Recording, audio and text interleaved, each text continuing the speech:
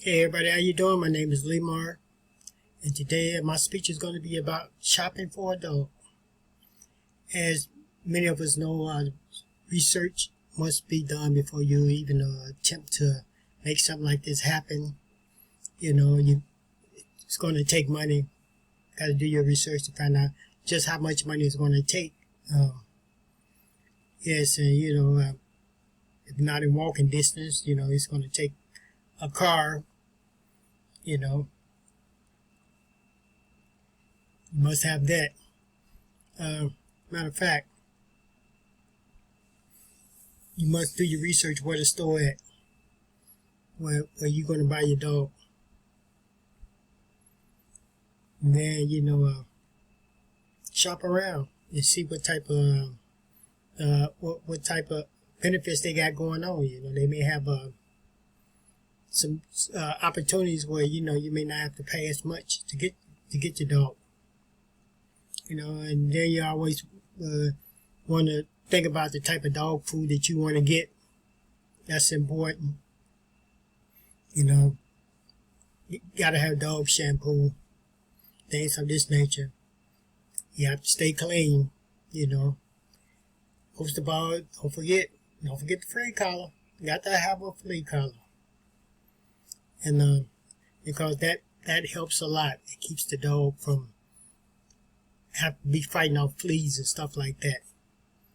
And just like we have our own house, own apartment, the dog want his own house too.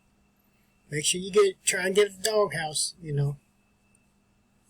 and you have to look. You are looking toward as far as getting a trainer as well, because a lot of times we may not be the best of trainers when it comes to dogs, but having a trainer makes your job that much easier because he can train the dogs much faster, and the only thing he's going to do to you is hand you the instructions on how to make the dog sit, walk, and stay, protect you, things like that. All of those things come into play. And then you gotta look at, you want to make sure that you get the papers for the dog, especially if it's a certain type of breed. You want to make sure that the dog is good to go. And the type of dog, me myself, you want to figure out what type of dog you want. As in size. Is you want a big, you want a small dog, you want a medium-sized dog, things like that. And everybody got their preference, but me, I would probably want a small dog. That way, if I have to go somewhere, even have to take a flight, I can put him in this little canister, and they can put him in the animal thing with all the other dogs that's flying. But it's easy on you. You don't have to worry about that. It's easy on you when they small like that.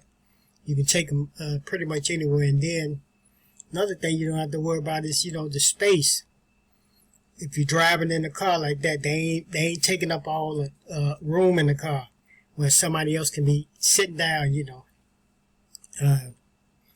And I believe that's very important. You want to look at that. And me, I always think about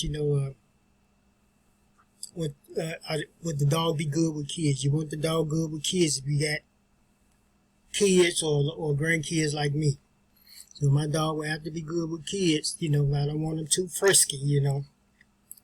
That wouldn't work. You want them jumping all on the child and on you.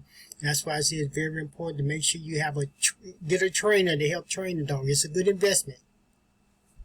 I always thought that was a good investment when it comes to having a trainer. And then when you go to pick out your dog, you wanna look and see, which dog you want. You gonna have a selection of dogs that you are gonna have to pick from. And you know me, you know, I pretty much know when I see the dog that I want. And he'll know I know it too, because he'll look me in my eyes and I'll look him in his eyes, and trust me, I would know. And, you know, it's probably going to be the least expected dog you expect to leave there. Now, I'm probably going to end up taking. Yeah. Well, like I say, that's very important. Then, you know, like I said, by the looks of the dog, by, you know, how I see how he look in his eyes, how he or she look in my eyes, and the main thing is that the dog have to be ready to go home with me. I don't figure that's gonna be a problem, because every dog in there probably gonna be ready to go home, go to somebody's home. It's just gonna be like the lottery, picking the lottery.